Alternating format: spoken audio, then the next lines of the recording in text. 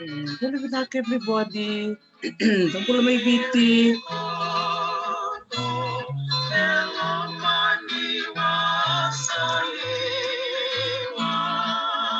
Hey, you like the song, Kirstie? It's a nice song, eh? Very nice.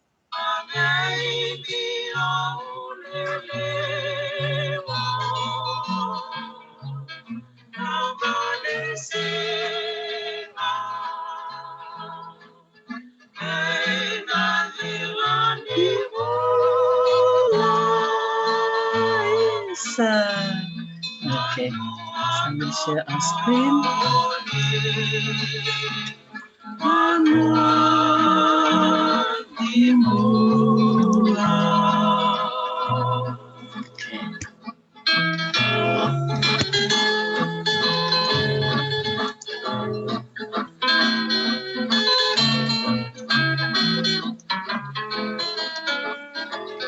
So, nimbulu vinaka na siya mati kumai, nimbulu na Australia.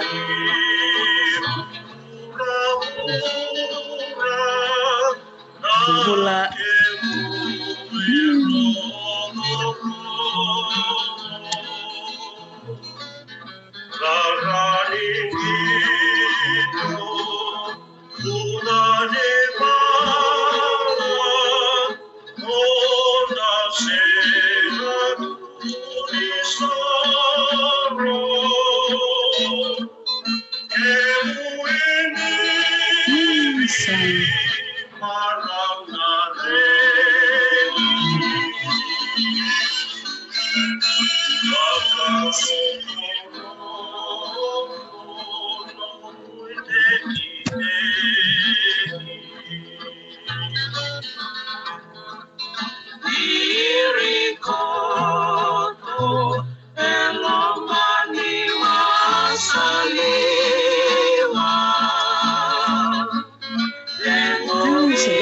Bula mini seladi, bula Australia, naka egi okona. So, the bulan bubal na taglala.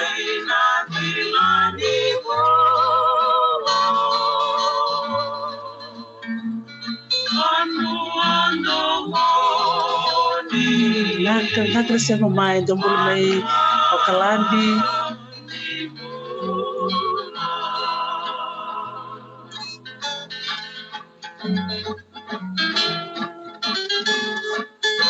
Bula Bintu Ketei, bula Vinaka, Marietta Rigamoto, Noaya.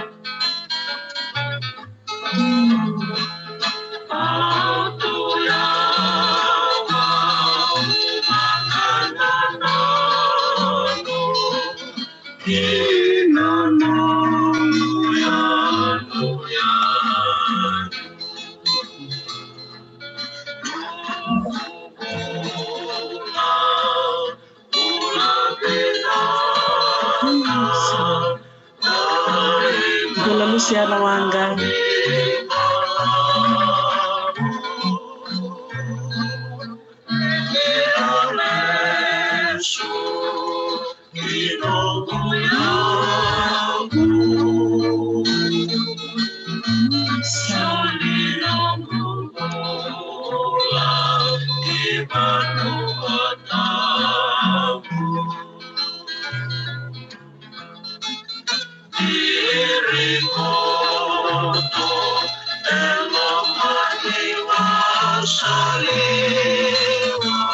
The bull may Dubai, Sapphire Ogden, then Dulaki Bula Binaka. Eleno Surwatu, Bula.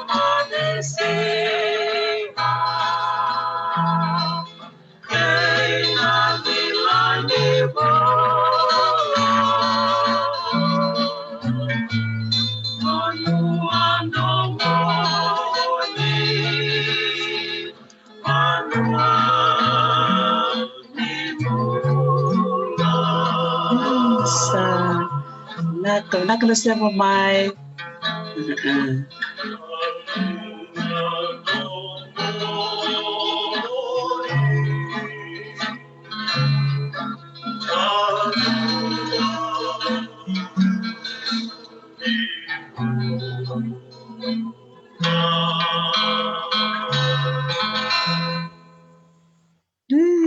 TOK. Vinaka-vakalevu. There you go, Dr. Kirstie. That's our song called Vanua Virikoto. Virikoto. Virikoto is the song for today. Vinaka-vakalevu. Start greeting everybody who are logging in from different parts of the world.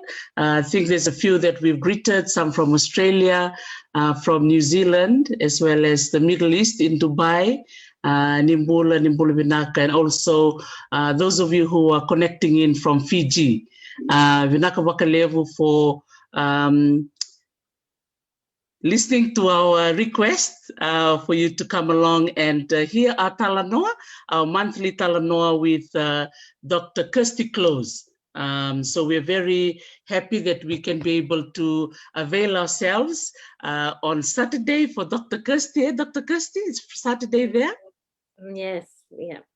Yeah, so it's Saturday in Melbourne, and it's a Friday. Yeah, it's Friday here. Oh, with this COVID-19, I'm losing track of the days. And also there's the change of the daylight saving in the Southern Hemisphere. So I have to take into consideration the change of the hours. Yeah, so that's why I was thinking, Dr. Kirstie, that it was still 5 o'clock in Melbourne. I didn't realize it's 6. Yeah, 6. I know. I'm so glad though, because it means that the time in my car is right again, because I couldn't figure out how to change it for daylight savings, but I've waited so long that now it's the right time again. So yeah. That's right. So here we are, greeting everybody from different parts of the world, and usually for once a month, myself and Dr. Kirstie meet up and just have a talk story, which you can see on the screen.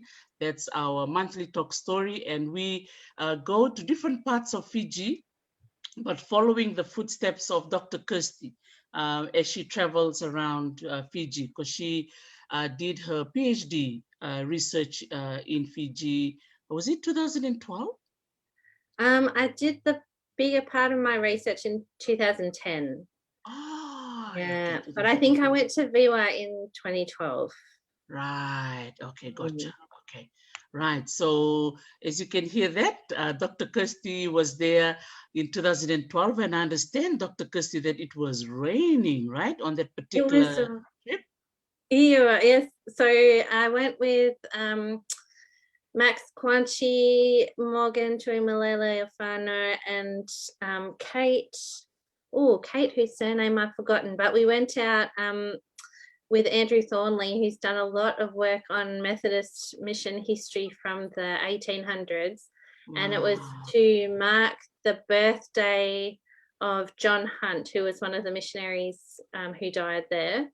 And so they had a big cake shaped like the Bible, because he printed the New Testament and all that kind of stuff. So yeah, it was a pretty amazing day. But then we got stuck there till about, I think it was 3 o'clock in the morning, because the rain had come down and a lot of people had left the celebrations. Wow. But the rain just got so bad that that we got put up by a very generous family, and who let us stay in their house, and we had to sleep and stuff, and then got woken up to say it was safe to go back. So yeah, it was a great adventure. So it's very memorable for you on many levels. I was doing the research on the island of Viwa, and I saw some pictures, and I saw the picture of the cake. And cool. I read a paragraph in that particular article, and they said that because of the rain, some of the patterns and design on the cake got spoiled. Because of the rain, but they still stood there holding the cake. So that was interesting. Yeah. So it made it so memorable because it was really, really rainy. And I saw the outboard motto with people with the umbrellas. Yeah. Yes, yeah, I've got some photos up on my Facebook for anyone who wants to see. They're buried in there somewhere. I should try and share them so that they're easy to find. But yeah, so many umbrellas out, and it was really bucketing down. But people were determined to make that day happen, and the food was very good. So you know, all the important things are still there. Yes. Yeah, it was amazing. Wow, that's awesome. See, wonderful memories. And I think for those of you who are following us and are here to hear the story of the beautiful island of Viwa on the district of Mbao and the province of Tailevu. So to all our Naitas listening in from different parts of the world and back in Fiji, and greeting everybody from the island of Viwa. So if any of you are listening in from Viwa, we are greeting you all with lots of love from Australia and Hawaii. So let's start, Dr. Kirstie. Yeah. Yes. Okay. So I've added in a few maps just for orientation purposes, as we often do. So for those of you who are watching our screen at the moment, I'm just sharing the map of Fiji, showing the three confederacies, Kumbuna, Mburimbasanga, and Towata, and greeting everybody back home who are listening in, and everybody also from around the world. So our focus of today will be on the island of Viwa. If you see the map, I will move my cursor. Yeah, so it's here in the Confederacy of Kumbuna and on the province of Tailevu. And then the island of Viwa, I'm sure, is one of those dots maybe off the main island of Vitilevo. And interesting, I think, with some of the sharing that Dr. Kirstie will share today, yeah, we'll talk about how it was under Verata, right? At some point, which is very interesting, right? So those of you who are listening in, again, highlighting the map of Fiji, Vitilevo here and Vanolevo, and our focus of today will be on the province of Tailevu, yeah, which Viwa is part of. Okay, and I also thought of sharing this another map here, Dr. Kirstie, to those of you who are listening in, which is the map of Vitilevo. The one here at the top is before 1945, and then another one after 1945, just to share the different, the districts and the vanua, maybe I should say, the different vanuas in Fiji, because the colonial administration came and put together the confederacies and the provinces as we have today. But one thing that is interesting in Fiji, yeah, the vanua, it wasn't just one, vanua like in Tonga or in Samoa with just one paramount chief. But in Fiji, with these different vanuas, with different turangas and the leaders, which can be very complicated, especially with the colonial administrators, Dr. Kirstie, and the missionaries. Would you like to say something about some research that you've done and you saw the complication of the work of the missionaries? Oh, yeah. Well, I mean, it's pretty obvious that I'm a bit of an outsider to the system, so I've had to try and learn it. And so, yeah, I was doing a lot of reading about it, but I think a lot of missionaries and colonial administrators had a hard time too. But it's interesting. They all tried to figure out the power dynamics between everybody and the hierarchies, the systems of who was on top and who was further down the ranks. So yeah, that comes through. But there was a great, I think it was nice. What's his name? Yeah, the Kalo? Yeah, his work was the best for clear, obvious reasons. Trying to figure that out. So I think his work was very important for trying to pin it down a little bit. Yeah. What do you think? Yeah, no, I think it's a very volatile time. I'm sure especially in the early 1800s, where there was a lot of internal power struggle between the Fijians themselves, even before the Europeans came. And then one thing I was sharing today with Mr. Vunindilo, Dr. Kirstie this afternoon, was how the missionaries started befriending a lot of the chiefs for their own reasons. And some of the befriending, I suppose, ended up in some chiefs gaining more power over others. Yes. So that was interesting. Any comment on that, Dr. Kirstie? Oh yeah, and I think I said this in one of our really early talk stories, Dr. T, but you know, the missionaries were not supposed to be involved in politics, but they were very much so.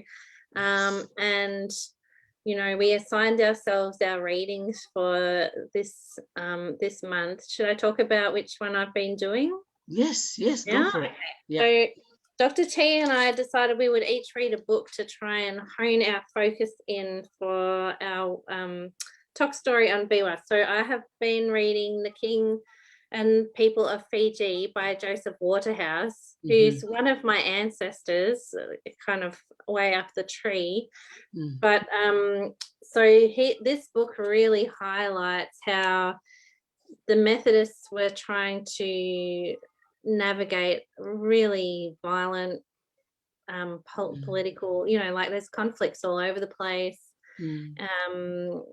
You know, they're having to relocate to avoid getting caught in the middle of it, and then trying to convert everyone in the middle of it as well. But yeah, it really does impact the way that the power struggles kind of unfold.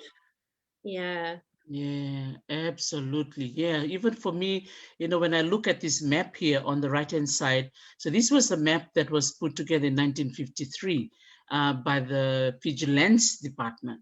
And interesting, because when I was, I think your next slide talks about Verata, and then I was honing in on Verata, you know, so it's right there, and then Bau is right there, and then Viwa is just off the coast, which is right on the border of Verata and Bau.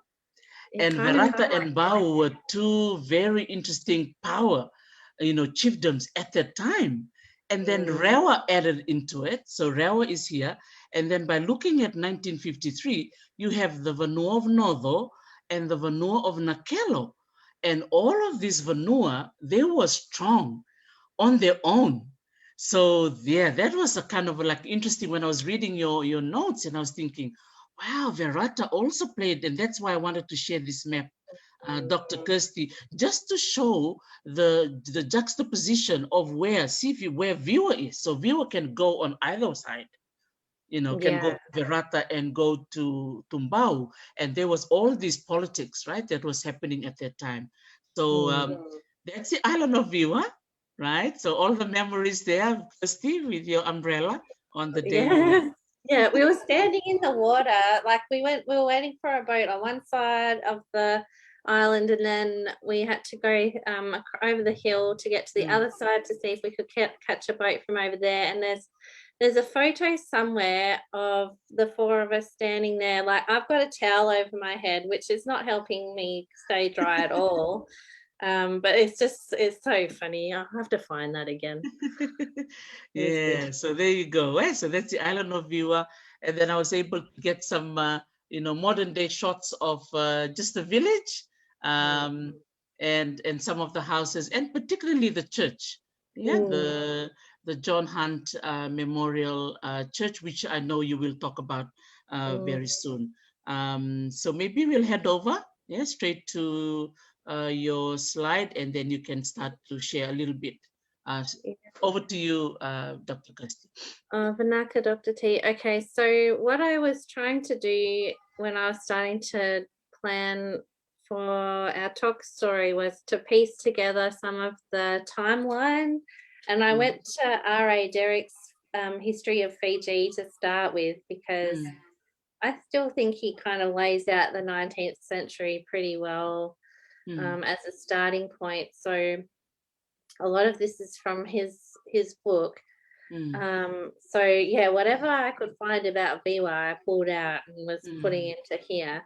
But yeah, you can see there's lots of massacres talked about, women being strangled as part of the process of mourning and that sort of thing. I mean, do you want to talk about that at all? Chime in whenever you like. I'm yes. Yeah, absolutely. Yeah. It was just kind of, I like how some of the diaries, and the journals that were, written by the missionaries, as well as some of the beachcombers and the traders, because I saw the diaries and the journals. They were very honest. Like, they really write down what they saw and what they were experiencing. I noticed when the books are written, it's been edited, by another person, but the diaries and the journals were very like honest accounts, right, of what they saw. And yeah, you're absolutely right in terms of, the strangling of women was very much parts and parcels of life back then, with the whole idea of women to accompany the men, as you can see here on your notes. Very interesting. Yeah. And that's a lot of women. It's a lot. It's a lot. Yes. I think partly because of how many men had been killed. It must be to do with that. But I think I just wanted to say I'm so interested that you've compared the diaries and the published versions, because it's always interesting to see what people want to be circulated more publicly, or are okay to have circulated more publicly. And sometimes, like, I know that there's some articles that talk about missionaries kind of exaggerating the violence to try and make the books more interesting and get more support for the mission work, and seem like that they're kind of doing an even greater job because they're having to deal with, all this violence that's going on. But I don't know. I question everything. All these sources, I guess. No, absolutely. Because later on, I will be talking about Mary Wallace, who is not associated with the mission at all. But it's interesting how a woman is writing over men. So that's again, how we were talking about the gender, right? In terms of, who's the writer, who's actually the storyteller. So so what are your thoughts on that too, Dr. KIRSTIE, in terms of looking at men who are writing over women who are writing? Man. Well, so much of my research has been in the mission, and so many of their archives are written by men. So a lot of my works ended up being focused on how men were talking about their experience.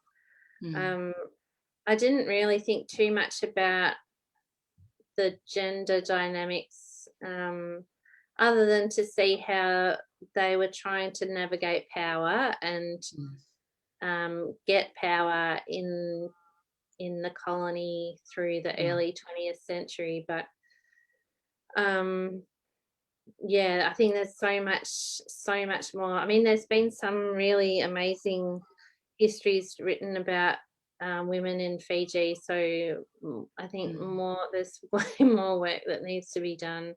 But it is such a reflection of the archive and how that's been put together. So maybe next time we should invite our friend Opeta to join us. Yes, that would be so fun. Yes, I would love to know. He might be listening. I don't know. He might listen later. I'd love to know what he would say about this as well. But I think that's about all I can think of to say. It's definitely it's just such a male-dominated. It seems like it was such a male-dominated place at this time. So I'm keen to hear what you say about Mary Wallace, because I have not read her writings at all. Because I noticed too that Mary Wallace went over Tumbao with Reverend Light's wife, Mrs. Light. I think in Mrs. Hunt as well. There were 5 women who went over to plead for the lives of I think about 7 or 8 women who were going to suffer their fate of being strangled, right? And so interesting how she also played a role because they had connections into the royal household. So that was interesting as well on how women, can also help out to save other women. So I find that really beautiful to see that. It is, and I think that's mentioned in Waterhouse's book, but he glosses over that. So it's just, you know, the significance of the women is just, it's not an emphasis for him. Right. Yeah. But anyway, so that's, yeah. Okay, That's all part of this time frame on his day. So here's the mention of Virata, and like you said, I suppose Viwa could have gone either way with alliances, and you know, it becomes so much a part of the power struggles that are going on. Yes, but so yeah, in 1829, Derek was saying that Viwa changed hands, and so transitioned its alliance more towards Bao after that point. So yeah, all those power dynamics that you were talking about, and Virata losing some strength at that stage became important for Viwa. Yes. Yeah, that's interesting. And look at, I mean, the twin Ayau, you know, all the way from Lao being involved in it too. So that's interesting. And yeah, looking at 1829, because 1829, because 1835, that's when the missionaries came. Yes. Yeah. So 1829, so that's about how many years? 5 years? Yeah, 6. Yeah. 6 years. Yeah? So 6 years. So all of this is happening before the missionaries came. Wow. Yeah. Okay, so there were some of those power struggles still happening. Yeah. Yeah. Yeah, they kind of arrive right in the thick of it all, I suppose. Yes, absolutely. Yeah. And I mean, as we were looking at the map with the Verata, which is just right next to next to Mbao. So that'll be interesting to see, or you know, for us to see what's happening behind the scene. Why is a changing of allegiance happening? Yeah.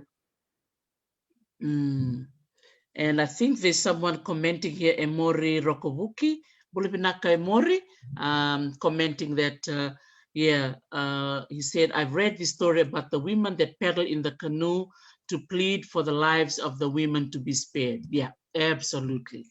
And and I think that story that Emori read was part of Mary Wallace. Yeah, so Mary Wallace was living on Viwa, and I think we have to put credit, right, on some of these amazing individuals who saved the lives of others, even though, you know, they may have been glossed over, you know, what you're saying, you know, in that particular book. But in other books, they actually highlighted that these were women, and these were written as well, that people observed these women who came coming in and pleading and asking for audience with Akmal. Yeah, pretty extraordinary. Okay, so we have another gentleman here, Kelepi Komai Sowo Kumbunameva. Right, so he's connected to Lovoni in Obalau. Oh, wow, okay. And how there's relationships and traditional connections between Lovoni people and Viwa. Okay, so he says, we have Lovoni names that associate with Viwa, Sosideni Rokoti Viwa, Andi Alanieta Maramani Kai Viwa. So those were the names that are originally from Lovoni. Oh, Vinaka. Vinaka vakalevu Kelepi for sharing those gems because names are so important. Yeah. And it really signifies the connections between people. Okay. So here we are. Yes, so more chiefs and tensions. So which one was this one? Oh yeah, so the Talanoa kind of loses support, then he gets it back again, then he loses it again, then he gets it back. So I tried to chase some of that through the books.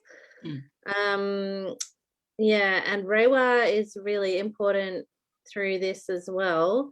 And I noticed he met with the high chiefs of Bao, Viwa, and Rewa and negotiated peace for a while at least. and I think I just wanted to note who the big chiefs were. Yes.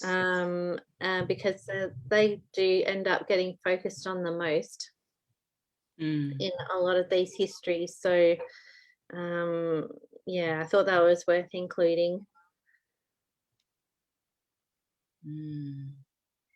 So yeah, really good. Yeah, the names that are here. Yeah, very interesting. Mara, Namosimalua, and yeah, Ratatano. Yeah, so interesting to see that many of these writers were writing these names down because they were playing a really huge, the games. Maybe I'll call it the political game. But I mean, these were the people that were on that political scene. Yeah. So from your research in terms of the missionary work by the Wesleyans in Fiji, were there any mention of these people in any of your research, Dr. KIRSTIE? Yeah, I guess that's the upside of them being so involved in the politics and knowing people, is that they talk quite a lot about significant people through this time. So yeah, Namosi Malua is one that comes up a lot. Yeah, I mean, I think Waterhouse's book was good in that it did give some insights into what people were like and gives a description. So yeah, they're named. I mean, there's the focus on men and people who have the most power, but yeah, it's still, even though it's not a full picture, at least it's a picture of the time and the people who were around then.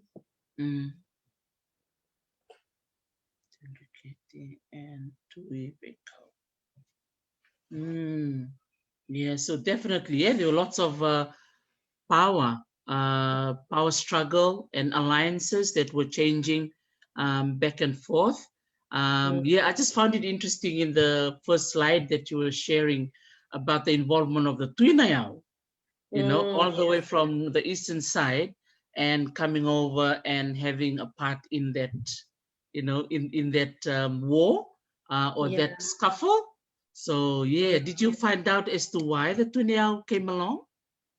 I think a lot of the missionaries were passing through Lakemba on the way through, and so it became, and I think we talked in another TOK story too about the influence of Tonga, and I know if this has been going on my TikTok, we've been talking heaps, but everyone who's following me from Tonga and Samoa and Fiji, we end up talking about the connections between those places and the movement of people across from Laos, especially over, and Lakemba over towards westward. So yeah, I kind of see it as part of that history of involvement of the eastern chiefs and eastern islands with what is now Fiji, because I suppose it wasn't really considered a nation at that point, but they're so connected with each other, so it makes sense. Yeah, but I don't know what his specific agenda was though. But with Tongans who were coming through, there was talk about them wanting to expand the Tongan Empire. So I don't know if it's really part of that or, more of a Laoan specific maneuver, I guess. Yeah, absolutely. Interesting to see what people say in the chat about it. I'd be really curious to see what other people think, but yeah. Okay, so this is another one. Oh yeah, so this is one of the big events that comes up with the French ships that come through, and the French with Dumont d'Urville, they end up burning down Viwa. The people had left, but because they decided, they also passed through Lakemba as they were arriving, they were avenging a massacre of another ship's crew. And they came through Lakemba and picked up someone who could help them navigate through the reefs. Yes. And went straight to Bao and realized that it was Varani who had been the leader in this killing. Massacre. Yes. And so, but because they had gone to Bao before going to Viwa, it gave the people of Viwa time to escape. So by the time the French got to Viwa, everyone had gone, but they, just destroyed everything. But there's Namo Simalua again. So he keeps coming up. So this is a big event. So that's 1838. So by the time you get into the 1830s, the missionaries are around, but I think they're still not set up on Viwa at that stage. I think that happens in the 1840s. But this is a pretty nasty incident. Wow. And interesting that the French, because we hardly hear about the French, being involved in anything. It's usually the British or the Americans, but the French are in the picture too. Any comments on the French involvement? Well, I think, it's the same. We often hear about the British or the Americans because they're the ones who set up longest. But if you're thinking about Pacific history more broadly or Oceania, they're definitely floating around, kind of hovering through the region, waiting to see which islands they can claim. It kind of came out of the blue for me, this incident and the extent of it. I'd heard a little bit about Varani, but not I don't think I had quite pieced together this full story to this extent. So because the Varani, Namosimalua, these are all the names, Komai Savai, all these family names who are still living on Viwa. So I know some of them will be watching this video as well. But a lot of our history, I remember going to school, we hardly see the details of this. And so it's really good that we bring this kind of stories through these types of sessions and to encourage our own Fijians, to do their own research. A lot of people are buying books now, they are encouraged, to go on their own and do their own research. So that's wonderful to see. So to everybody who's watching our show and also those who are following my platform, Talanoa with Dr. T, I've just been so touched to see a lot of them buying books. You going to Amazon, they emailing me and sending me photos, and they said, "Oh, I bought this book.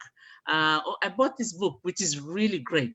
And that's one of the reasons why I do what I do, is to empower others, right? To let others go and do their own research. And I'm sure there's a lot of young ones from Viwa. I can see some of the names coming up on the chat who are from Tailevu or from the district of Bao. So please, I really want to encourage you all to go out there, go to the archives or the online libraries, and do some research and add to what Dr. KIRSTIE has here. There's so much more to be learned and talked about and written down, for sure.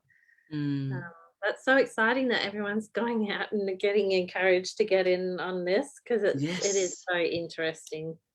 That's right. It's a difficult history in a lot of ways. Like, it's never fun. It's difficult reading about all the violence that was going on, but it happened. So Okay, so that's a continuation from the other one. So now it's Wilkes in the picture. So there's all these Europeans kind of increasingly through the 1840s that are floating around. And so they're like Europeans who are coming on expeditions, they're getting involved in the politics and the power plays as well. Yeah. And Dumont D'Urville's stuff plays into that, but Wilkes is just, he's off, and he staged a massacre as well at Malolo. So I'm sure that was Wilkes. So that it's very, very messy. Oh yeah, but this is the bit where it says that the people of Viwa had left and gone. And yeah, Namosi Malua, Derek said, suffered most. He lost everything, and at the time he had enemies and few friends on Bao. As for the chiefs of Bao, for all their contempt and cynicism, the incident taught them that foreigners could not be molested with impunity. So it was a significant moment, I think, in the dynamics between Fijians and Europeans that were coming in. Wow. Yeah, a lot of that power struggle happening between all these people. So Wilkes coming in, who's an American, and then the French were there as well. I always find it interesting to see all the interest on Fiji, with the leading up to the ceding of Fiji to Great Britain, 1874. So yes, this is more about the crisis. So what I ended up realizing is that Viwa was just so important as a place for people who had converted to Christianity to go and find safety in amongst all the conflict, because there was a lot of questioning whether Christianity was worthwhile, whether it was the right thing to engage with and align with, and all that sort of stuff. And the tensions between Thakambau and other chiefs around the region really is kind of a reflection of that at a smaller level, I guess. It's a part of a bigger story about the tensions between traditional faith and practices and Christianity. So I think I just included this quote because it showed how important Viwa was for people who had taken on Christianity and did not want to get involved in any of the violence anymore. By the mid-1840s, the mission station was set up there, and it was around this time that they left Rewa because of it was just too dangerous. So they had gone from Lakemba to Rewa, and then they escaped Rewa to go to Viwa. So Viwa was the safe haven. Wow, that's interesting, because it's just very close to Mbau. That was kind of something I was writing down somewhere. I was like, wow, why was Viwa, becoming that haven, right? It's so interesting, and there's so many. It wasn't just Waterhouse. So I think it was John Hunt's journal where he was saying, he could hear the drums when they were going to have a feast, a cannibal feast on Bao. And so they were like, I can hear this is going on, we want to convert Thakambau so that he won't do this anymore. So it's so close that you can hear all that. It is just the location, and that's why I'm so excited that you put those maps in, Dr. T, because it shows that so clearly how close everything is. Very interesting. Even when I'm looking at here with Namosi Malua and Varani, I found out that Namosi Malua was the chief in Bao, the head chief, in Viwa, but his nephew was Ratu Varani. So by looking at this, so what do you call here?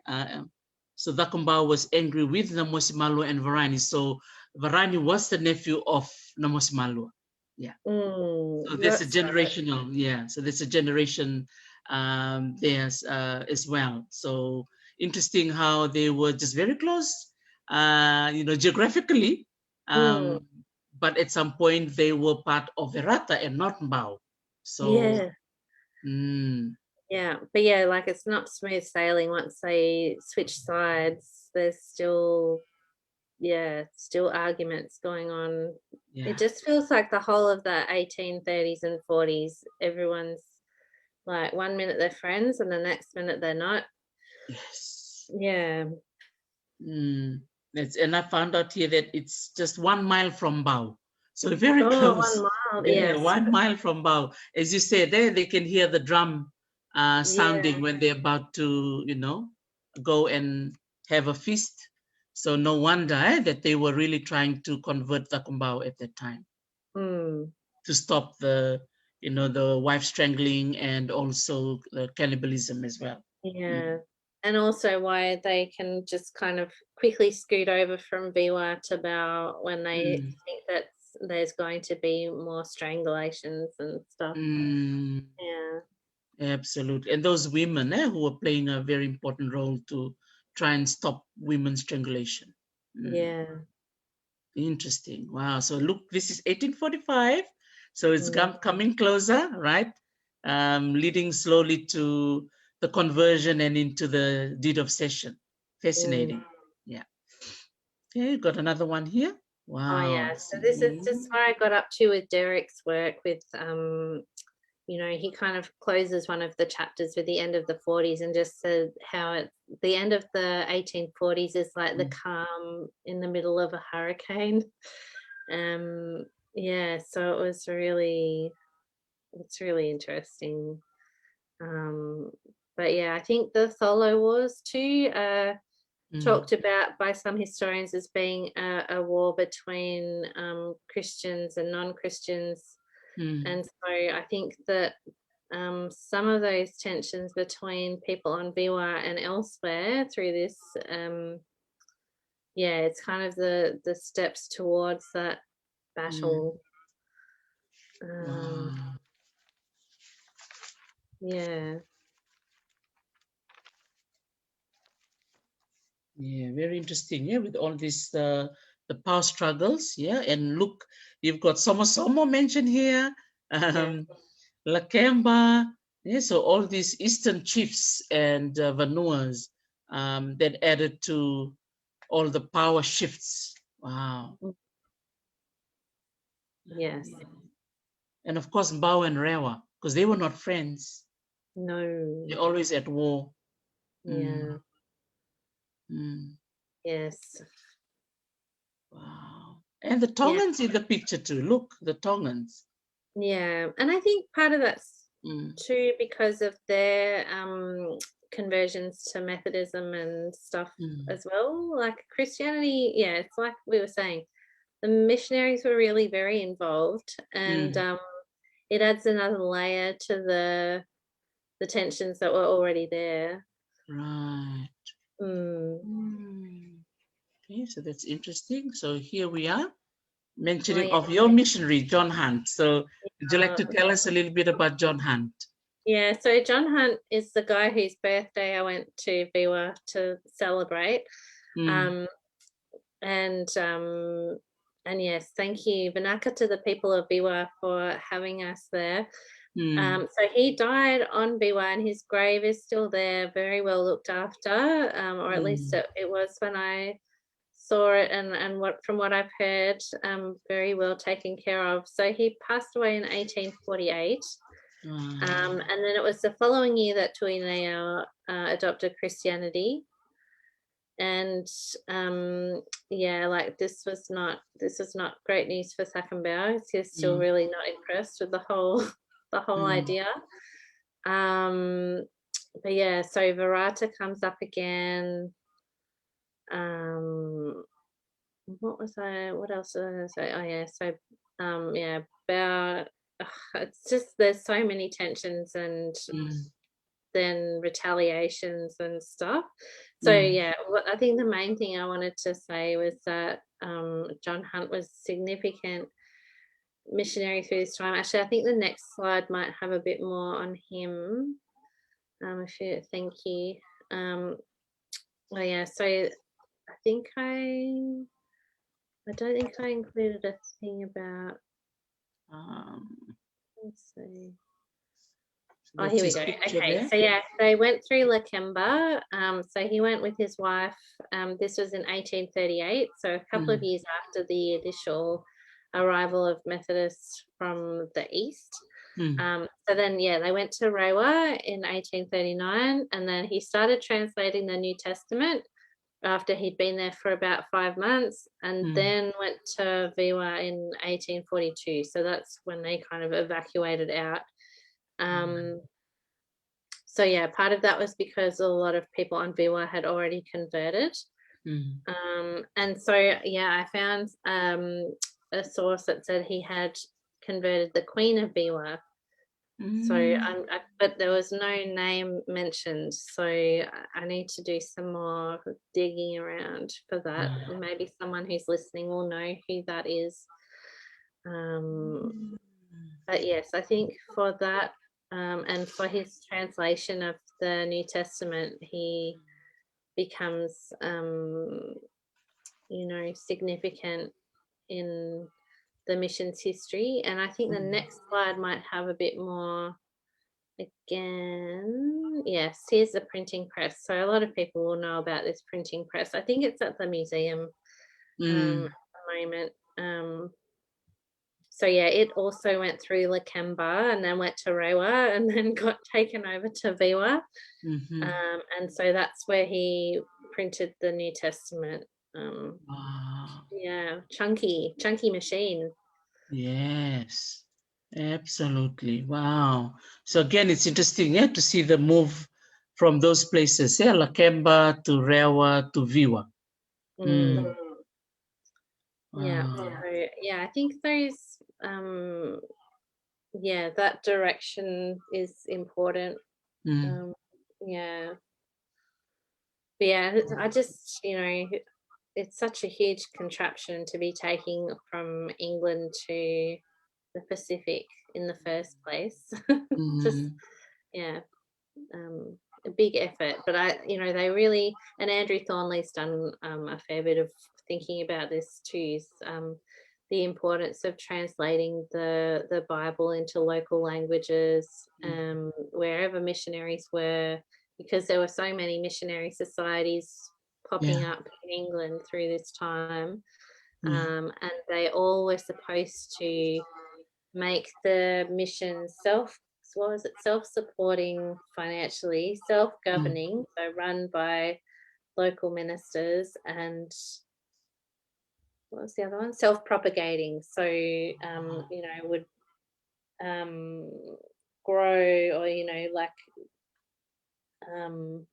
grow in numbers from local conversions. So, yeah, that was part of what that translation was about. And money too would be involved in that, right? So they have to try and have money being raised through the Missionary. Vaka Missionary, and then also that's part of why Waterhouse would have been writing his book and John Hunt's writing his journals and getting them published, is to try and educate people in Europe about what the mission's doing, and then try and raise funds that way. So it's part of those big colonial networks, to fund the mission enterprise. But Vaka Missionary becomes a really important part of that process too, and is much more successful in Fiji than elsewhere. Oh, is there a reason why that it's more that way for Fiji? I think Fiji was held up as a really successful mission site because there was such a great big swell of support for Christianity and Methodism in particular. So I think just because of the number of people who converted and were contributing Vaka Missionary, it just meant that it was a standout. Yeah. Wow. And the money has to be used within the mission, or does it have to be sent back to England? No, it gets used within the mission. Yeah. Okay. Yeah, I don't think it ever really got sent back. Right. it was all about kind of setting up new mission churches and buildings and schools and all those different ventures that we've talked about, like Lilleen School probably was built with like missionary funds and as well as support from overseas. So Wow, very interesting. Yeah, to see all of this. And I'm sure many of you who are listening have seen the printing press at the Fiji Museum. So it's still there today. And just acknowledging the people of Viwa for, looking after this printing press, which was very much an important machine for the translation of the Bible. So John Hunt was the leader in that role, Dr. Kirstie? Yeah, and then Calvert was the next missionary. He was involved as well. I think he might have made some changes to the translation, but yeah. So here we go, James Calvert. So so he took over from John Hunt in 1848. And I was reading some of the information about that, and just he was writing to people overseas, and one of the ministers back in Australia, I think it was saying that Calvert became the mastermind of the King of Bao. Wow. So I'm not sure about that, but like that's kind of hints at the level of power which people thought missionaries were getting, or that they had actually managed to get, like, and their involvement with these really significant leaders. They were in it. So it is interesting. But this is the chapel on Viwa, a sketch of it from Calvert. Calvert did a few sketches, so he pops up every now and again with sketches of places around Suva and Lavuka as well. Wow, so for those of you who are watching, you can see that there's the source over here, Dr. Kirstie, so you can have a look at it. The Australian Dictionary of Biography is really helpful. Right. Yeah, so for those of you who are wanting to do more research, can have a look at this one, the Australian Dictionary of Biography, and you can find it online, Oh, Vinaka, by S.G. Claughton, James Calvert, 1813 to 1892. Yeah, so wow. See, these are some of the names that we heard when we were studying back home. Okay, so you've added these ones in, Dr. T. So these was things that you saw this? Did you see this? Because I haven't been to Viwa. I saw the grave, but I don't remember seeing the monument, but it was a long time ago. It's nearly 10 years ago, so maybe I've just forgotten, but but at least they have the memory of Reverend John Hunt, and for those of you who are listening in, to acknowledge the work that our missionaries put together, particularly for the translation of the Bible. As many Fijians today have copies of their own Bibles, so I think we need to take a few minutes, just to ponder and acknowledge the role of missionaries. And I think one too that I thought about too was Reverend David Cargill. Kirstie, did you come across him at all? Yes. Now there's another book around here somewhere, which I don't know if he wrote it, but they're all kind of around there at the same time. Cargill and Cross were, I think, one of the two. I think they were the ones who are out at Lakemba. Right. But I'll have to double check. Now they're all blurring together. Because for Cargill, as we know, he was a linguist, right? And even though he was a missionary, but he had interest in language, so that was very special. Yes, especially during this time, because I think a lot of the missionaries had been kind of working class people back in England and not necessarily really highly educated.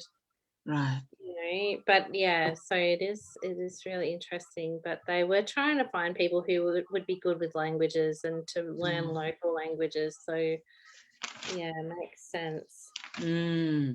Yeah, that was something I really appreciate about him, because I was reading his diary as well, that was put together by Albert Schultz in 1977. And you know, they were talking about how he was like someone like Paul Garrity. He was switching, he was code switching, he was speaking in Tongan and speaking in Fijian. So yeah, that was like really, really special, you know, when I was reading you know, his diary, how he was in Lakemba and he preached on a Sunday. I was really enjoying reading his diary, where he was saying that today I preached in Tongan. He said Tungis. That's how it's written. And then the next Sunday he said he preached in Fijian. And you know, that was really beautiful, you know, to see that he had the ability to do that. Yeah, it's very clever. And I think I was a bit of a disappointing student for you in a lot of ways when I was trying to learn Vasavaka Viti, because I just was not as gifted with languages as people like him. But yeah, so I do have respect for people who were able to pick it up. Yeah, Dina Saranga. I was just like, you know, really, I don't know, maybe the word grateful, you know, was coming in my mind, because he had a family of his own, and he has the pressure of the church, you know, from King England, you know, the pressure, because they were both, Cargill and Cross were in Tonga, right? Before they came over to Lakemba. So they were in Lakemba. And yeah, that was just like, because I looked at the date today, and what's the date today in Melbourne? It's the 17th of April. Right. And so I was reading his diary, and I went straight to 18th of April, 1836, and it's a Monday. And this is what he said, written in his diary. He said that he visited the Tuinayao. This was when he was in Lakemba. I visited the Tuinayao to turn him to God. That's what he said. And then he had a conversation with the Tuinayao on this day, 18th of April, 1836. And then he said in his diary that the Tuinayao refused. Okay, so I'm sure there are people from Lakemba who are listening in today, which is very interesting, because this is written in the diary of Reverend David Cargill. And so he said that in the conversation, the Tuinayao asked David Cargill, "Can you see God?" And then David Cargill said, "No." And so the Tuinayao said, "Since you cannot see God, I will not change."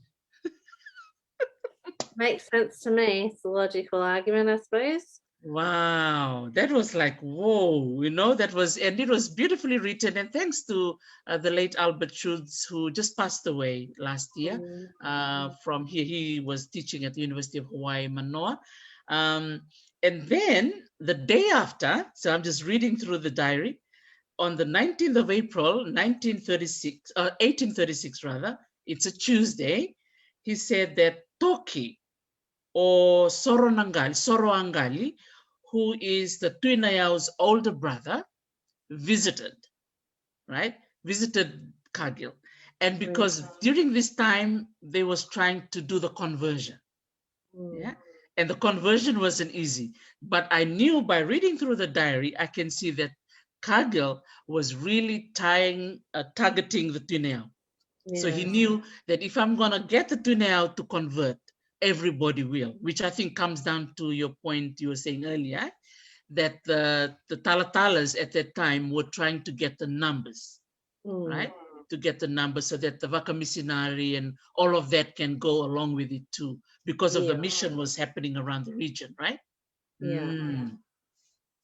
Wow. Yeah, and I think because coming from the east, where they had some success when converting chiefs or high-ranking people, that the rest of the community or the rest of the village would convert as well. They tried to use that strategy throughout Fiji. Yeah. So yeah. And very interesting. And then as I was going through his diary again, he was saying that this is like April, May the 23rd, 1836. He was saying, I'm working on Fiji's grammar book. So interesting to read his diary, where he was shifting from the spiritual work, which is the Bible and the preaching, to the book or the dictionary. So he was saying, I am putting together the dictionary and it's nearly completion, nearing completion. And he said, I've added 3,000 words. So, Wow. So it was really nice to see. And then I was interested to find out, what are these 3,000 words? And he mentioned that he's added names of people, names of places, and he also included the accent, the pronunciation, the meaning, and and the translation of the Bible. So basically, he was trying to do both. So he was trying to do the generic Fijian language, and then at the same time also doing the Bible translation. That's a lot of work. It's a lot of work, yeah. Wow. But I guess if people are being stubborn and not converting, you've got to fill up your time somehow. Yes, yes, absolutely. Yeah. Because the Fijians were not easy people to convert. Well, no, definitely not at the start. But yeah, like I said, it becomes such a held up as such an example of success, as missionary success. So it is interesting hearing those early conversations. And this is kind of why I've really enjoyed looking at mission history, because it's really, they're very personal kinds of discussions, aren't they, about people's faith and the way that they look at the world and their lives. And so it's just fascinating. And then you get their personalities coming through. It's like being so stubborn and saying, no, I'm not going to do that. Why would I do that? You haven't got a good enough argument for me to convert. Yeah. So, absolutely. And I think I also saw one of the diary entry, which was saying that Toki, Soro Angali, who was the Tuneau's older brother, he was not feeling well. And so I think the missionaries as well, like William Cross and David Cargill, they would have medicine with them, right? And also in their diary, I also noticed that sometimes they go and pray over the sick, or they go and pray over them. But then at that time, if you think about it, they also still have their gods. And there was some conversation here that Toki came over to Cargill and asked for help. And so Cargill was like, okay, if you want to be saved from your sickness, then you have to join my religion, right? So it seems like Cargill was trying to tell them, you can't be both, right? You can't have me pray over you, and then when you get better, you go back and worship your other gods. So that was kind of interesting to see this dynamic happening. It becomes a bargaining tool, sort of. Yeah. So did you see any of those kind of negotiation happening in other parts of Fiji? Oh, yeah. I mean, a lot of my research has been around Ra and Spa, and there's definitely a lot of that goes on. I'm trying to think of who it might have been Waterhouse, actually, who was really condoning the destruction of temples and stuff like that. And maybe because I saw next time we're talking, it's going to be Raki, so it might come up then. Right. Okay. So but I think it's definitely something that keeps going, and I think health is such an important factor. Even people who I've spoken to, through my field work, I think there's still kind of that tension between thinking through like whether ill health is a result of bad luck or some kind of I don't know, some other power that's at play, you know. Yeah, I don't know. It's we'll have to come back to this topic because it's an interesting one. Yeah, that was interesting because I've got some dates here for William Cross and David Cargill. So for many of us who studied social studies in Fiji, you'll know this in the Fiji, the land and the people. In that book, I can visualize that book. It says here they were sent to Kamba from Tonga in 1835. So that was interesting. And then in 1853, the Tuitonga himself visited Zakumbau in Bau to try and convert him. But King Zakumbau was not ready to change at that time. However, it was 1855, which was the Battle of Kamba. Yes, so the Battle of Kamba. So for those of you who are listening in will know that this was the battle between Bau and Rewa, because the Tongans came to help Bau. So again, yeah, interesting to see the dynamics and the politics between Fiji and Tonga, because Zakumbau asked for help, went to the Tongans and asked the Tuitonga for help. So the Tongans came and they had the battle in Kamba, and the people of Rewa they were defeated. And then soon after that, Ma'afu, right? And most of us will know this guy, right? He was sent to Fiji by the Tuitonga. So you can tell, the Tuitonga really had that soft spot for Fiji. And we all know that the Tuitonga is related to the Zakumbau. And so definitely, yeah, so there was that power relationship between the two as well. So the Tongans were interested in Fiji, and then the Tongans already converted to Christianity, and now they said maybe Fiji it's time for them to change now. So yeah, and again, as you were saying before, the Fijians were not easy, right? We were not the easy lot. Yeah. Pretty clever bunch, really. That's right. Yeah, no, you're absolutely right.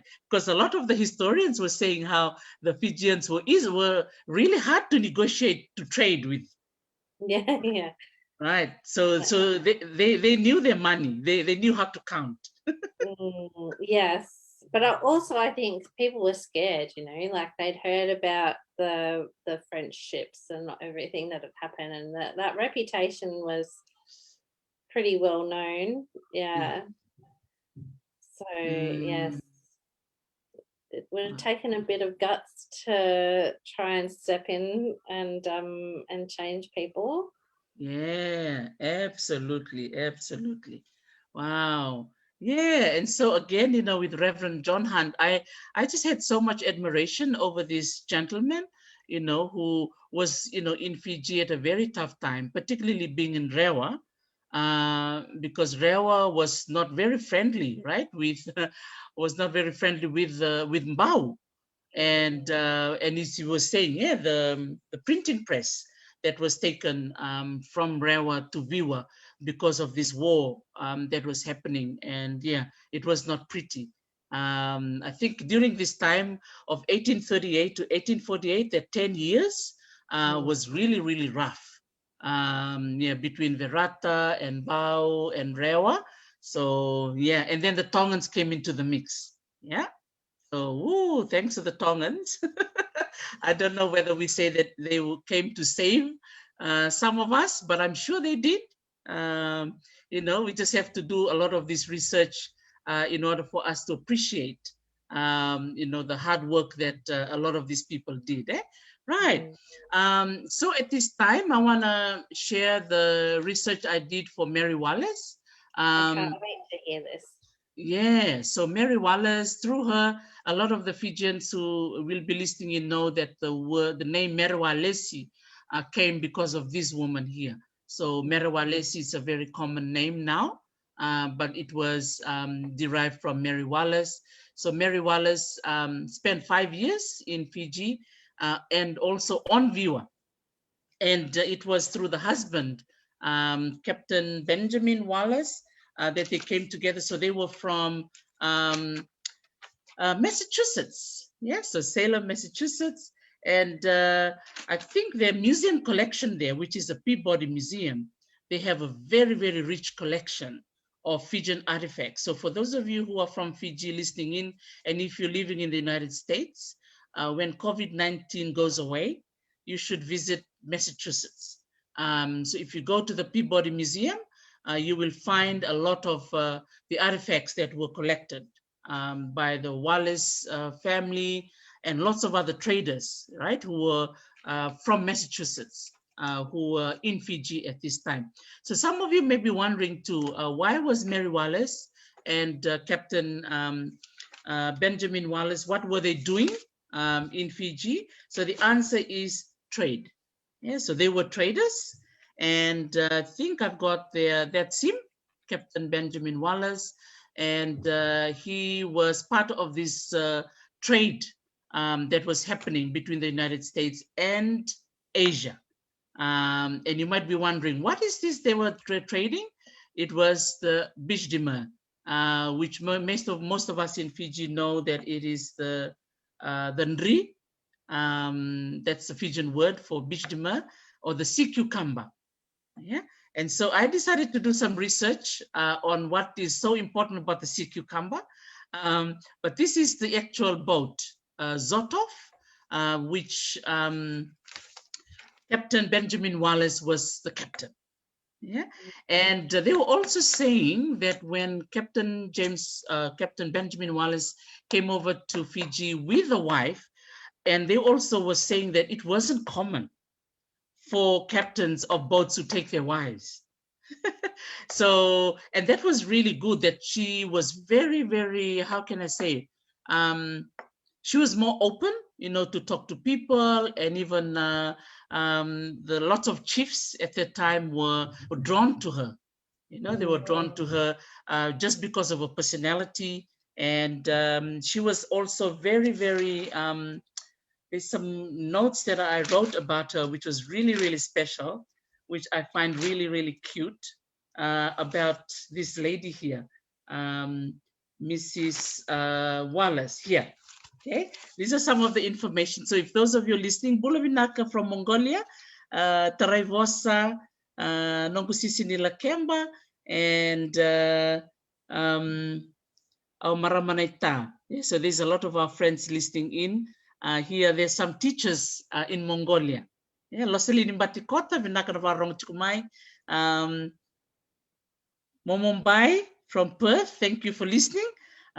So what I found out about Mary Wallace was that she loved Fijian puddings. Oh, really? Yes. So, and wherever she went, because she was in Fiji for 5 years, a lot of people loved her.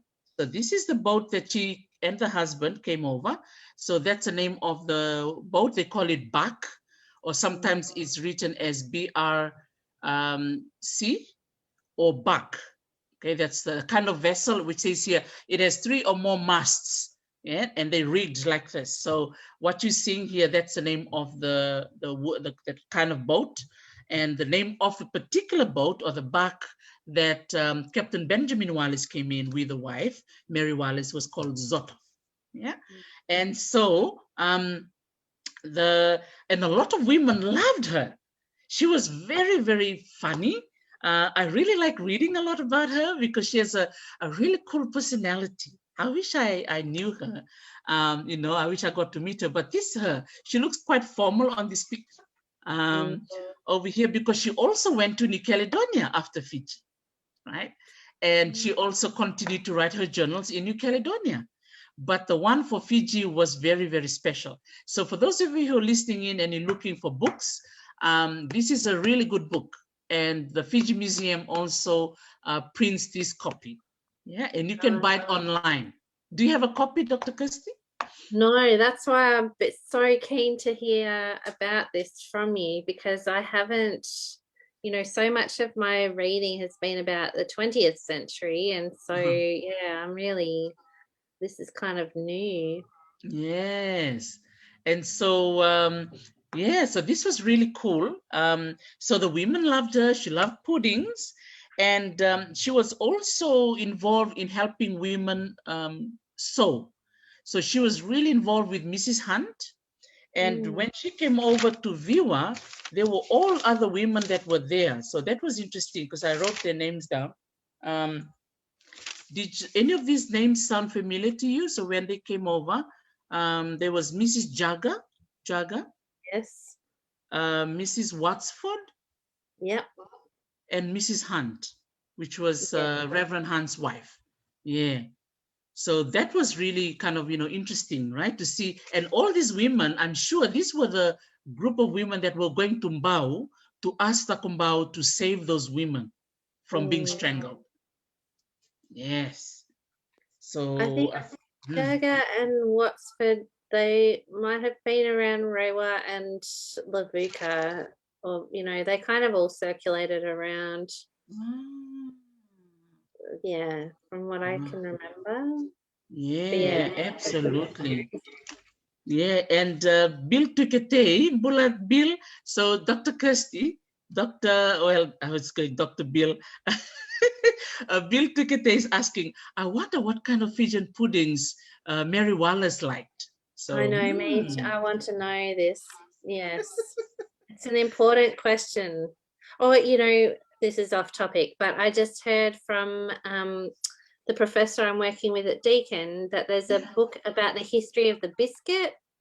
And there's another one called Taste of Empire, which has all these recipes from around the empire. Wow. And the history of curry. I need to read these books because they sound amazing. But I think maybe there's a book to be written about Fijian puddings then. Yes, absolutely. So Bill Tukete, your answer is myself and Dr. Kirstie will do some research on puddings and we will share it in our next live next month. Dr. Kirstie? Yes, as long as we can taste test and experiment with actually making them and eating, I'm okay with that. So maybe we should start looking into the recipes, eh? So that's good. Job for tomorrow. Yes. And one thing I found out that wherever she travels, in Fiji, and when the women, because the Fijian women, they knew that she liked puddings, they actually bring puddings to where she's staying. So that was really lovely. Nice people. Yeah, a lot of the hospitality, from the women in Fiji. And also I found out in her diary, the book that we're looking at right now, that King Vakumbao sent his wife to meet Mary Wallace. So when the boat Zotov was docked between Bau and Viwa, King Vakumbao came over to the boat. And when he was brought into the boat, the Zotov, he was being introduced to everybody. And then he looked to his right and he saw Mary Wallace. And he, gravitated towards Mary Wallace and, started trying to, converse, and through the translators that were there. And he actually sent a message over to Mbau for the wife to actually come over and meet Mary Wallace. So that was beautiful. And also she really enjoyed staying in Viwa because she was teaching a lot of the women in Viwa on how to do sewing and embroidery. She even started a sewing class. Wow. Yeah, so there you go. Thank you, Mrs. Wallace, for doing this. And she visited Mbau numerous times through her friendships with the chiefly ladies. So when King Vakumbao's wife came over to meet with Mary Wallace, they struck up a very close friendship. And then every now and then she was going over to Mbao. And in her book, you get to see, that's what I was sharing with you, Dr. Kirstie, how women, we tend to remember the details. Mm-hmm. Yes, right? So she remembered colors and dogs and sounds and things like that, which I love about women writers. I don't know, am I biased? No, well, if you are, so am I. Yes, but I love the descriptive writing. I need to read her book because it would be, especially because, and compare it with this one where he's just like, this person didn't like this person, that person didn't like that one. It's all just about the power and who's killing who. So I really want to compare. It'd be interesting. Yeah. So would you like to hold up your book closer to the screen? Because there was a lady who was asking, yeah. So there you go. So that's by Waterhouse. Yes. The Kings and People of Fiji. Yeah, so those of you who are wanting to purchase a copy, you can buy it on Amazon. Yeah, definitely. Thank you, Dr. Kirstie. Yeah, and so let's find out a little bit more about Mary Wallace and her time on Viwa. That's the husband, Captain Benjamin Wallace. And Captain Benjamin was a really friendly guy, and he was really a trader. So he was there to make the money, but he was also having relationships, I mean, in a good way with chiefs. He was a really good person to talk to others. And so because he was a trader and not a missionary, that's another interesting point there, Dr. Kirstie. So there was no like religion attached to him. So it was easy for him to mingle with everybody. Yeah, yes. And also, like, he's not there for a long time so much. Although, I mean, it sounds like they were there for 5 years, but they knew that there was going to be a time when they left. Yes. Did they know? Yeah. So yeah, for him, he actually, for Captain Wallace, contacted so many chiefs and befriended so many because of the supply of beach demur.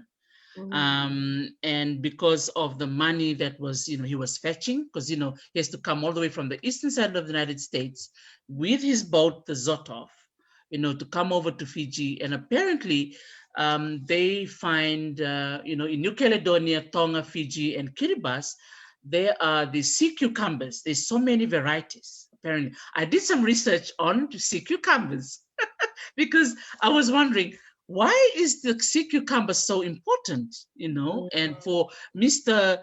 Captain Wallace to leave the United States for 5 years, just to trade and make money, with Asia.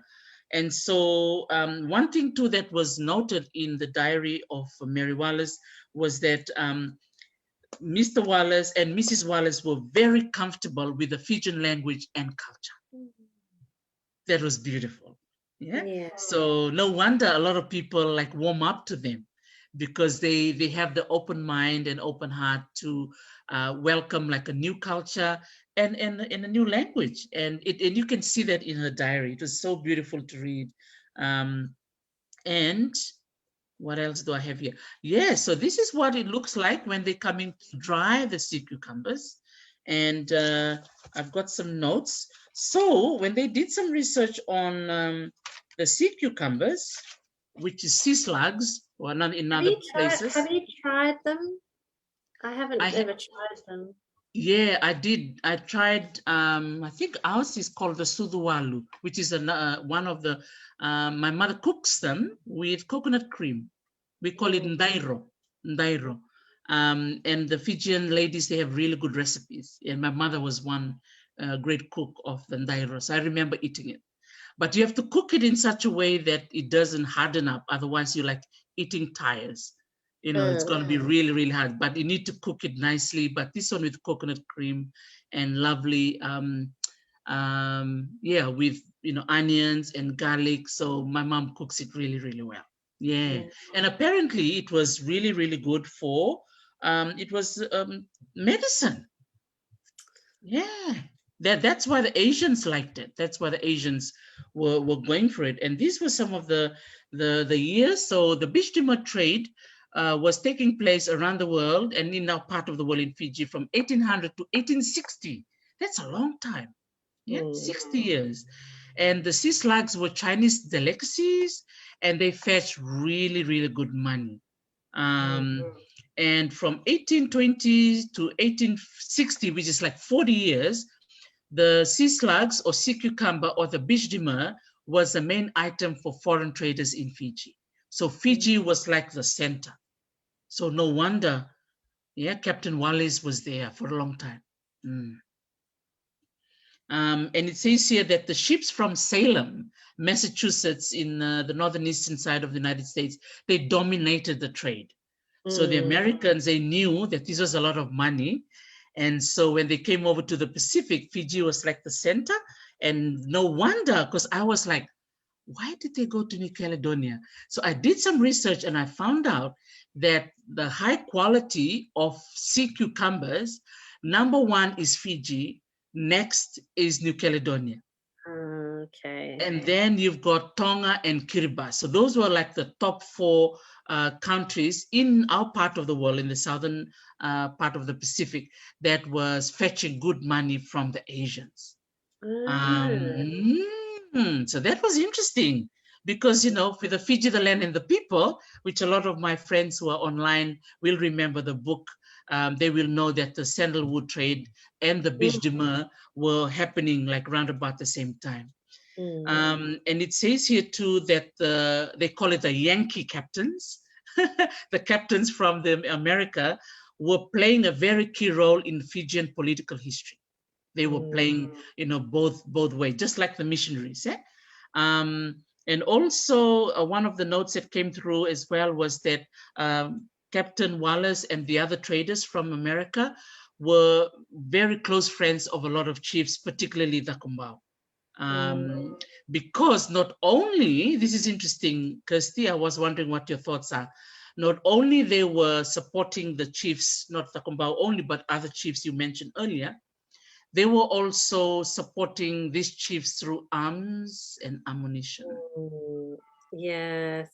So that's what I was thinking. It's like the traders would have had an easier time convincing people that they could bring some worth or like they could bring some benefit if they were allowed to have space to dry the sea cucumbers, or you know, like there's a clear way of bringing some money or goods to villages, whereas the missionaries are bringing what? Ideas? Yes, so absolutely. Yeah, so I think that's important. Yeah, you're absolutely right. So these are the pictures. So these are the sea cucumbers. So these are the sea cucumbers that brought, you know, Captain Benjamin Wallace and Mary Wallace, our sister from Massachusetts, who actually stayed for 5 years on the island of Viwa. And another interesting point that I found out that there was a captain called William Driver. See, the Driver family, they're a big family in Fiji. So this must be their ancestor. So Captain William Driver, he was the one that sparked the biche de mer trade in Fiji. There you go. Yes. And that's right, Mr. Bunindilo. Yeah, the drivers are connected to the island of Taveuni in Vitilevo. Yes. Yeah. And I know, sorry, I was just going to say David Whippy was from Boston, I think, as well, or from that Massachusetts area. There's a few, so yeah, that part of America is really significant. Yeah. Yeah, wow, look at that. Yes. See, so Whippy, Wallace, and Driver. So those were the three, at least, you know, but I know there's more, but just interesting. I thought I mentioned that because there might be some Driver family that are listening in, or maybe listening to our Talanoa later on. But I've got one of my sister-in-laws married to the Driver. So there's a few of my family through marriage that I got to know the Driver. But good to know that one of the Captain William Driver was behind the trade of the sea cucumber. Yeah, interesting. And these are somehow the sea cucumber is used, so you can eat it. Like on the left-hand side, look at that beautiful dish. You know, really, and look at the what do you call the broccoli. And then on the right-hand side are the medicine. So this was really, really in demand in Asia. That they were, so it was for both food and medicine. I'm getting hungry. And you know when broccoli kind of soaks up the sauce, and it's just extra yummy. Oh yes, and they have really, really good a lot of money. I think based on my research, what did I write down? It was like fetching $35 to $350 US per kilo. Okay, Yeah, that's a lot. That's a lot for that's them. a lot for them even at that time. Yeah. Yeah. Yeah, I wrote it down somewhere here, but the cost there. So that was a lot of money. And even if it's in US currency, so definitely, yeah. So that was something that was really attracting a lot of trade. Yeah, and that's why, oh, Luciano Wanga, Emily Driver, yeah, see, they're tagging the Driver family. Ah, that's nice.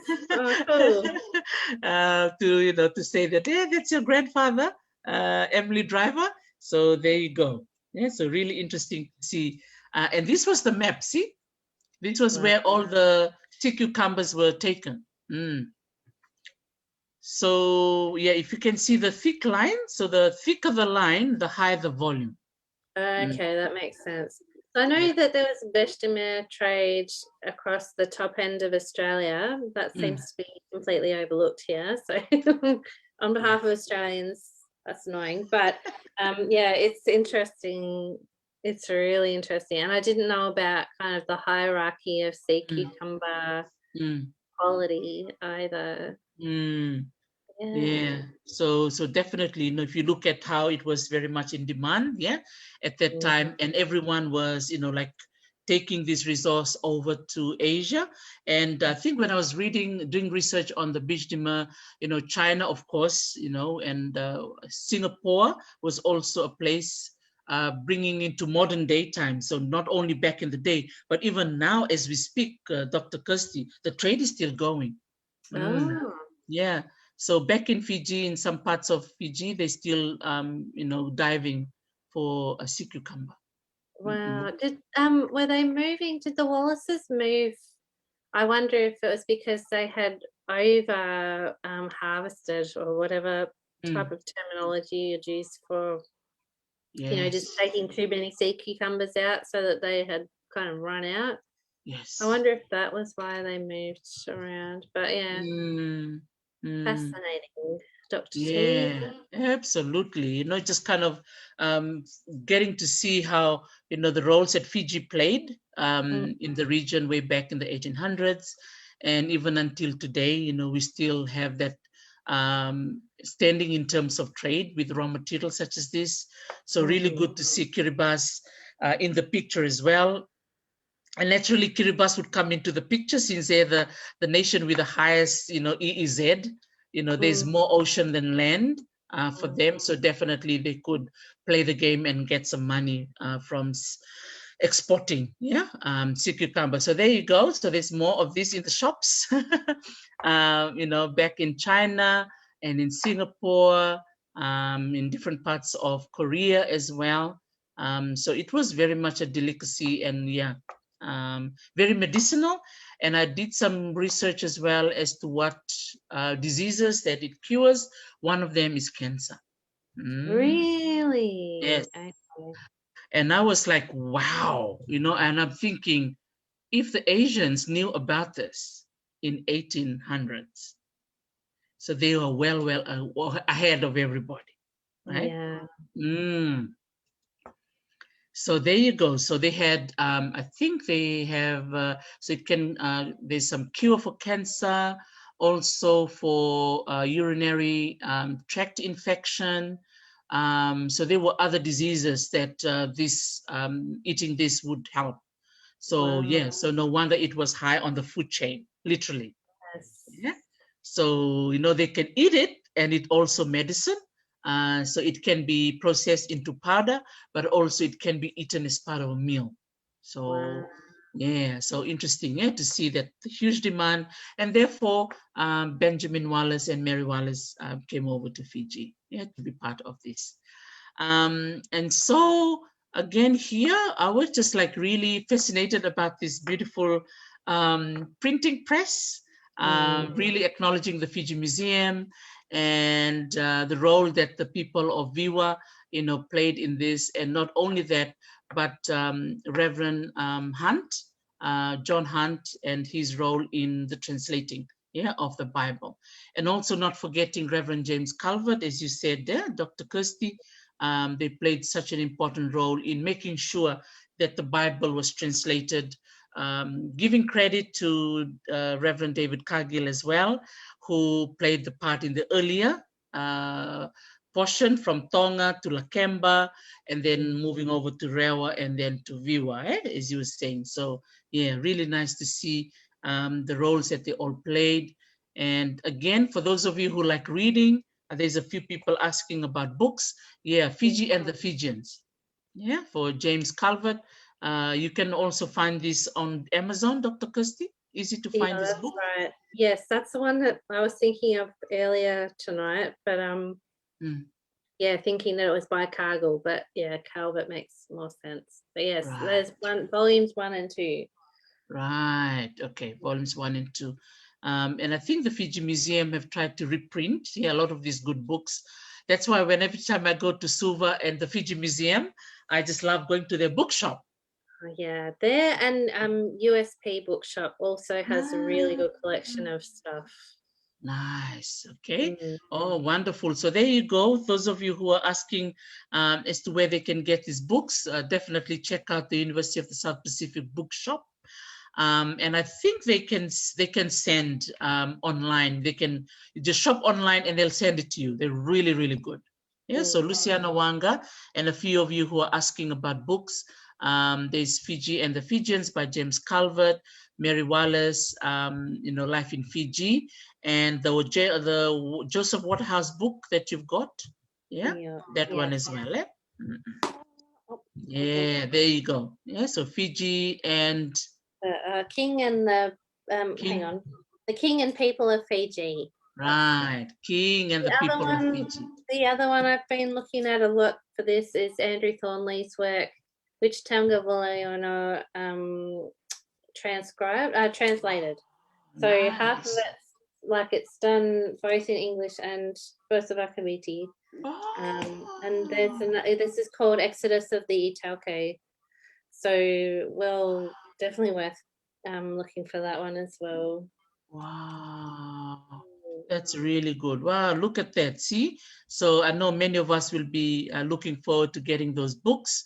So if you are interested to get some of those books, so I've got the pictures here, and you can message me and Dr. Kirstie, and we can spend the whole year under COVID-19.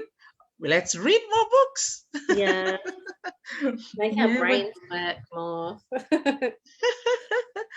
Yes, and then I was like, I was so moved by looking at all these amazing, missionaries, because I know some of these names were mentioned.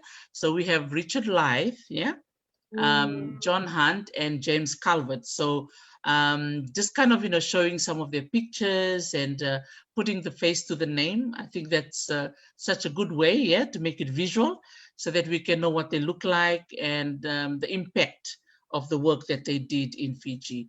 And then I was thinking this was another missionary that played a very important role for us in Fiji, which was Chowelimbulu. So who was also connected to Viwa. And that was really nice because I actually found out that this is the wife in the middle, the second wife, who's originally from Bonombalava. Where did you find her photo? Because I haven't seen her before. Yeah, so that's Bumbu Akesa, the widow of Chowelimbulu. Yeah. Wow. So that was nice. I found it through one of the museums. So I can send this picture to you. Oh, that would be great. Yeah. So, just really nice to acknowledge Chowelimbulu. I think he became a Christian in 1833. He was born in 1810 and he died in 1877. So 3 years after the deed of cession. And apparently I did know this, Dr. Kirstie, that he was also buried in Viwa. Yeah, I've done a TikTok about him. I can't remember if I put that in, but I know I did. That's why I'm so amazed that you found this photo, because I tried to find I'd seen the other two of him, but not of his wife. Yeah, he's so interesting. And I was just wanting to know, because with the grave for Reverend John Hunt, there was more reference about him, but not so much about Chowelimbulu. I know, and I think they're buried next to each other. I think. Oh, yeah, that's right. They are next to each other. That's one thing I found out. Yeah. And I also found out that he was um, selected to be Dhakombau's teacher when Dhakombau converted. Yeah, so that was beautiful. And there's a book named after or written on his memory by John Garrett, To Live Among the Stars, because that's what he said. Quote, I will lotu so that I may live among the stars, unquote. So that was really beautiful to see that, Chowelimbulu was, a missionary from Tonga, came over to Fiji, and apparently came over with Reverend James Calvert. Yeah, so that was interesting again with Tonga, being involved in this. So Chowelimbulu was a chaplain to Dhakombau, helping him to read and learn about the Bible. And according to my notes too, when I was doing some research on Chowelimbulu, that he was also with Reverend John Hunt in Rewa, and then they moved together to Viwa. Yeah, and also it says here that he was also behind the conversion of Varani. Okay, there you go. Wow. Okay, but so see, it seems he's not really talked about at all in Waterhouse's book. Yeah, I find that fascinating. Yeah, he was like the silent warrior.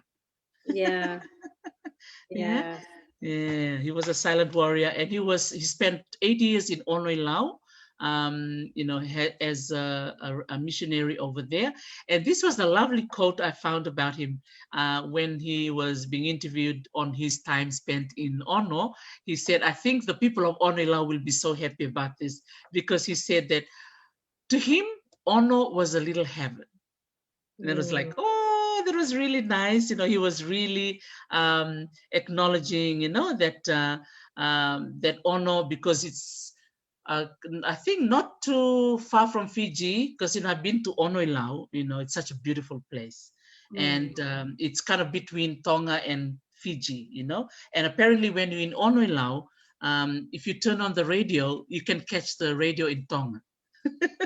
Really? So the radio airwaves from Tonga catches first, then the Fiji connection. So that was really beautiful. And then I found out too that in 1865, when he was in Waikava in Vitilevo, he was able to help 100 villages in Vitilevo to convert from heathenism to become Christians. And you know how many he converted? 10,000 Fijians. That's a lot.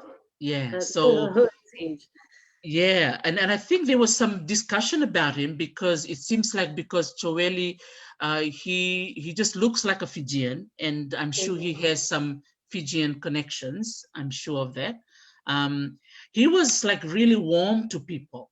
Not to say that the non-Pacific Islanders were not, but I think him being there just helped, because he also spoke the language.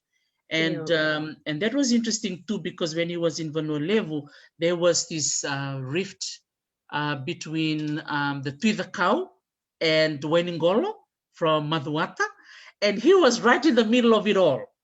And so he was able to befriend both of them. So I just find that so fascinating. And I know some of my friends have connections to Chowelimbulu through the wife, Akesa, because the wife, Akesa, who's pictured here, is originally from Vanumbalavu. And I know one of my friends in the United States, Tevita Mothe. So if you're going to be listening to this story, Tevita, he is a great grandson of Chowelimbulu. So they were looking forward to hear about the role of Chowelimbulu in Fiji, but also in Viwa, since we're talking about Viwa. So that was interesting. I just thought I mentioned that. Wow. Yeah, so there you go. I think that's what we have today. For those of you who are listening in, vinaka-vakalevu, for those of you who stopped by to listen to our talk story with Dr. KIRSTIE Close, just for us traveling over to the island of Viwa. And this one acknowledging David Cargill and William Cross, just acknowledging them with the translation. And this is the book. Is this the same book you were talking about, or is it different? It's a different one, but by the same duo of people. So Andrew Thornley and then Taonga translated it. So yeah, they're really good. I love that they're in both English and Bosabakaviti. Yeah. Oh, there you go. Oh, Vinaka. See, for a lot of the listeners today, we've got lots of books, to share. And I hope that you all enjoyed listening to us today. E mori rokovuki, Vinaka Valevu for listening in, Luciano Wanga, Timothy Lutunaunga, Vasiti Matewale, and Chale Maafu, Vinaka Vakalevu. For listening in, and I hope that you enjoyed our trip over to the island of Viwa on the district of Mbao and province of Tailevu. So I hope that you enjoyed that story. And what else do I have here? Yeah, and just showing this picture, which is on the cover of Mary Wallace's book. And this was a cover of one of the pictures or drawings from the island of Mbao in 1840, I think. Yeah, 1840. Yeah, so there you go, Dr. Kirstie. Last word from you before we finish our Talanoa. Oh, just Vinaka Dr. T again, Vinaka Kali as well, and Mr. Munindilo, and also to the people of Biwa. Hopefully this has been interesting, and yeah, it's definitely been an interesting history to tackle this month. Yeah, thank you. And I think, knowing and shedding more light, particularly to the role of the island of Viwa, when it comes to the discussion of Bau and Verata, the island of Viwa seems to be like, just silent, on the side. And by researching this information for today's Talanoa, I've realized that it played a very, very important role. It was able to be the safe haven for a lot of the missionaries who would have been in the crossfire between the wars of Mbao and Rewa. And then the printing press that was moved from Tonga to Lakemba to Rewa. So because of the war that was happening between Mbao and Rewa, the printing press was taken over to Viwa. So again, acknowledging the island of Viwa for the translation of the New Testament and the Bible, so that we can be, better and amazing people as we are today. Yeah. All right. So that's us for today. Vinaka-vakalevu, Dr. Kirstie, for joining me in this Talanoa. And I wish you all the best, especially with your baking that you're going to be going to after this. Yes, I need to decorate a cake with dinosaurs on top. For anyone who's not on my Facebook page, if you are on my Facebook, you will see my creation as it comes to life. Yeah. I know you're a very creative person. You're going to make it look very pretty and something that Imon will really like when he gets to see it. It'll be interesting. We'll see. Yeah. I hope you have a good weekend. Yeah, thank you so much, Vinaka-vakalevu, Dr. Kirstie, for coming to the table and having a Talanoa for today, and the others as well who are listening in. Nguli Danford, thank you for logging in from Sydney. This is our sister from Nanronga. And before you go, Dr. Kirstie, I got a message from Bill Tukete. Don't forget the pudding research. Pudding. I know, yes. Don't worry, it's in my mind. I'm very hungry right now because it's just gone to 8 o'clock. Yeah, so I'm really pudding's on my brain. But yeah, let me make a note of it as well. Yes. And we'll focus on this. Awesome. Yes. Don't worry, Bill Tukete. We'll definitely share the recipe and some more information about the pudding in the next TOK story. So next month, where are we going, Dr. Kirstie? Raki is next. Right. So we're going to go to Raki in Ra, again, following some of the missionaries and all the research that Dr. Kirstie did in Fiji in 2010. So we look forward to getting more information about it when we meet in 1 month's time. Yeah. Vinaka vakalevu, everybody. Vinaka Dr. Kirstie. Yeah. Vinaka Madhimanda. Vinaka Madhe. Yay.